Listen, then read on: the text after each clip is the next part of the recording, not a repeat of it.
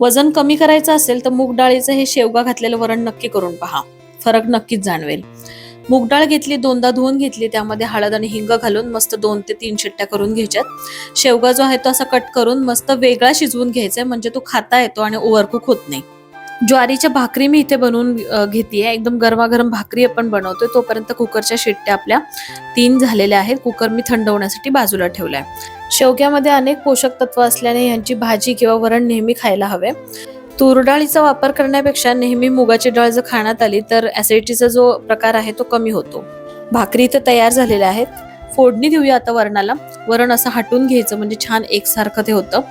कढईमध्ये तेल घेतलंय, जिरं, मोहरी, हिंग, कढीपत्ता याची छान फोडणी द्यायची. ठेचलेलं भरपूर लसूण वापरायचंय, कारण आपण बाकी दुसरं काहीच घालणार नाहीये. शेवग्याच्या शेंगा काढून घेतल्या, त्यानंतर बेसिक मसाले जे असतात हळद, लाल तिखट, कांदा लसूण मसाला, मीठ, धनेपूड या सगळ्या गोष्टी घालून घेतल्या. मसाले चांगले परतून घेतल्यानंतर यामध्ये डाळ काढून घेतली.